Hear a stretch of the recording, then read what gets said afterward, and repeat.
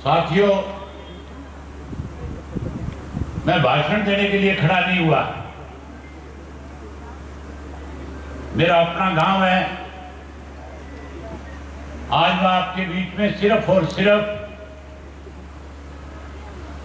इस परिवर्तन यात्रा के लिए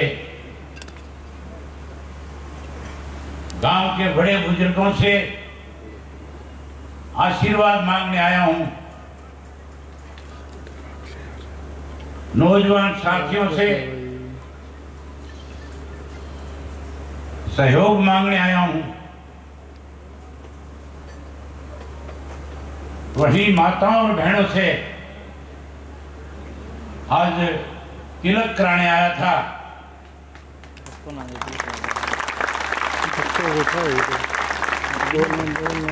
आप सबने ना केवल अपार प्यार दिखाया, बल्कि आपने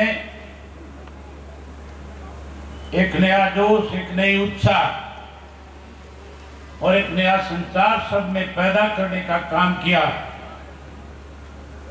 इसके लिए मैं आप सबका बहुत बहुत आभारी हूं।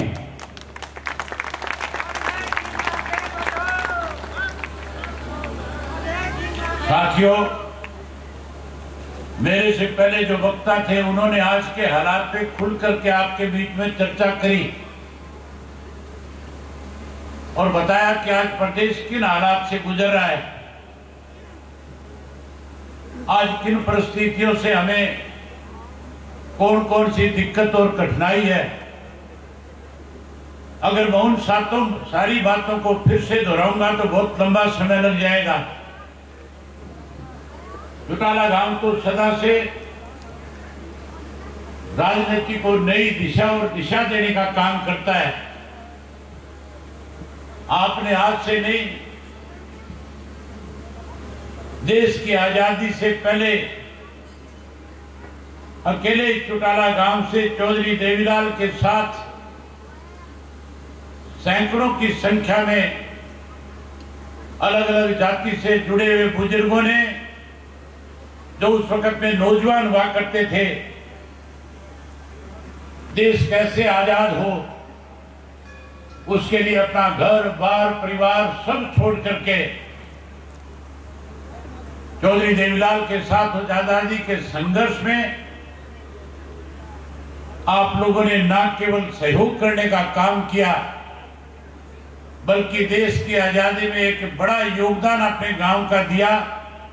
उसके लिए आज भी जहां कहीं भी हम जाते हैं,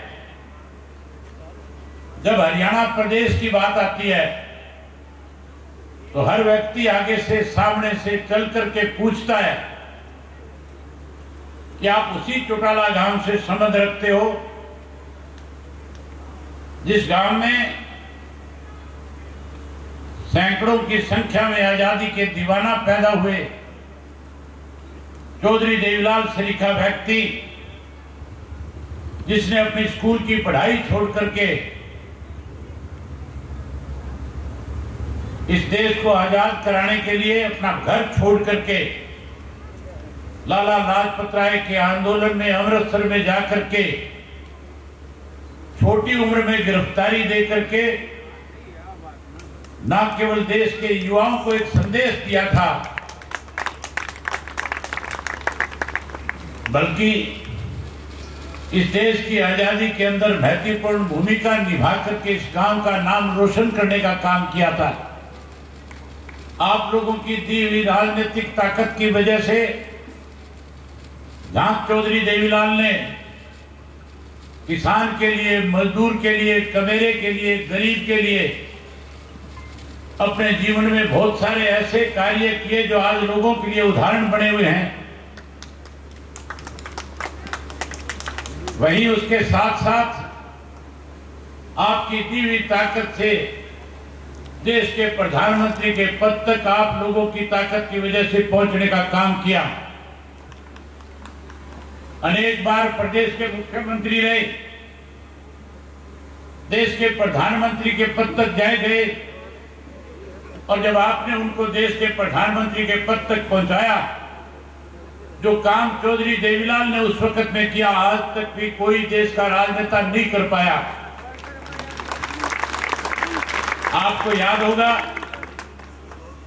चौधरी देवीलाल जब हरियाणा प्रदेश के 1987 में मुख्यमंत्री बने थे, उससे पहले साथियों चौधरी देवीलाल ने हरियाणा प्रदेश के लोगों के साथ 3 बड़े वायदे किए थे। पहला वायदा था कि बुजुर्गों मर मत जाना, 100 रुपए माहवार पेंशन करने का काम करूंगा। दूसरा वायदा था किसान के लिए, कमेरे के लिए, गरीब आदमी के लिए, छोटे दुकानदार के लिए, छोटे कर्मचारी के लिए। उन दिनों में किसान की हालत खस्ता थी, कर्जा चढ़ा हुआ था, गरीब आदमी अपने आप को असहाय महसूस करता था। चौधरी देवीलाल ने कहा था कि अगर मुझे आप लोगों ने ताकत दी, सत्ता का परिवर्तन किया, मुझे अगर मुख्यमंत्री बनाया,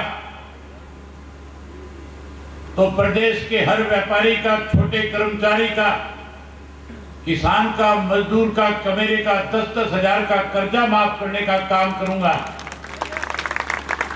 गरीब की बेटी की शादी के लिए 5100 रुपए कन्यादान की बात कही थी। उस वक्त चौधरी बंसीलाल मुख्यमंत्री होते थे और कहते थे ये संभव नहीं है, चौधरी देवीलाल आपको बहकाने का काम कर रहे हैं। चौधरी देवीलाल ने कहा था मैं कानून बना दूंगा और कानून बना करके सारी सुविधाएं हरियाणा प्रदेश के लोगों को देने का काम करूंगा। सन 1987 में चौधरी देवीलाल को आपने मुख्यमंत्री बनाया और चौधरी देवीलाल ने पहली अपनी कैबिनेट की बैठक के अंदर अधिकारियों से कहा प्रस्ताव बना करके लेकर के आओ, लिख के लाओ 100 रुपए माहवार पेंशन, नीचे लिखो 10,000 तक के किसान के, कमेरे के, छोटे दुकानदार के, कर्मचारी के कर्जे माफ, और उसके नीचे लिखो 5100 रुपए गरीब की बेटी को कन्यादान के रूप में। अधिकारी लिख करके ले आए, लिखने में आनाकानी कर रहे थे। चौधरी देवीलाल ने आदेश दिया कि जिस किसी ने आनाकानी करी, मैं ना केवल उसको सस्पेंड करने का काम करूंगा बल्कि निलंबित करके नौकरी से बाहर का रास्ता दिखाऊंगा। चौधरी देवीलाल के आदेश की पालना हुई और चौधरी देवीलाल ने प्रस्ताव कैबिनेट से पास करा के नीचे दस्तखत कर दिए। देवीलाल और तीनों की तीनों चीजें लागू कर दी। जब आपने देश का प्रधानमंत्री के पद तक पहुंचाया, जब डिप्टी प्राइम मिनिस्टर बने, वीपी सिंह की पहली कैबिनेट की बैठक थी, वीपी सिंह प्रधानमंत्री थे, चौधरी देवीलाल ने प्रस्ताव रख दिया कि जहां मैंने हरियाणा में किसान का 10-10 हजार का कर्जा माफ किया है, देश के किसान का भी 10-10 हजार का कर्जा माफ होना चाहिए।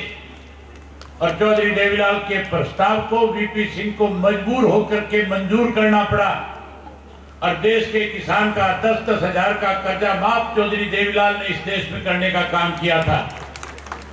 आज भी लोग इस बात को जहां कहीं जाते हैं चर्चा करते हैं कि चौधरी देवीलाल अगर उस वक्त में 10 हजार का कर्जा माफ ना करता, किसान की दुर्दशा, हालत खराब हो जाती।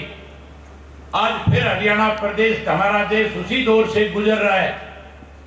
चौधरी ओम प्रकाश चौटाला जी ने सिंगार गांव से जब यात्रा शुरू करी थी, हजारों की संख्या में लोग थे और हजारों की संख्या में लोगों से कहा था कि अगर आप परिवर्तन करोगे, अगर आप सत्ता का परिवर्तन करके चौधरी देवीलाल के नीतियों की सरकार प्रदेश में बढ़ाओगे।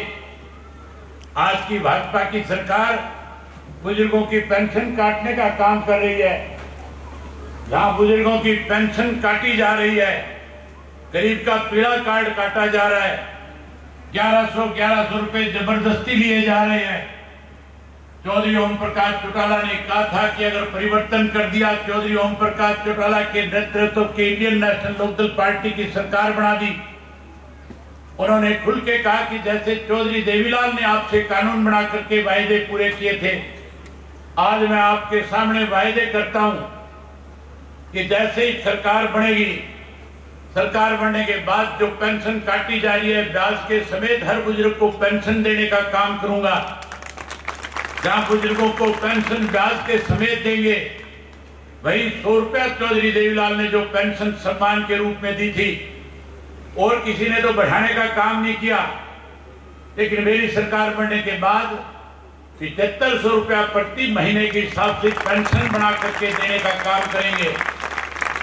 वहीं साथियों याद करो, चाहे वो 87 का दौर था, चाहे सन 2000 की चौधरी ओम प्रकाश चौटाला जी की सरकार थी, पढ़े लिखे नौजवान बच्चे जो रोजगार के लिए हरियाणा सरकार की निकली हुई नौकरी में अप्लाई किया करते थे, गांव के 10 लोग जाकर के कहते थे ये जरूरतमंद है, पढ़ा लिखा है, इसे रोजगार चाहिए, नौकरी चाहिए, उसे कहीं भटकना नहीं पड़ता था, साथ के साथ रोजगार और नौकरी मिल जाया करती थी।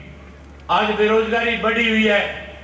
आज पढ़ा लिखा नौजवान जो है, जहां उसको रोजगार मिलना चाहिए, नौकरी मिलनी चाहिए थी, आज हरियाणा प्रदेश में नशे का इतना बढ़ावा है।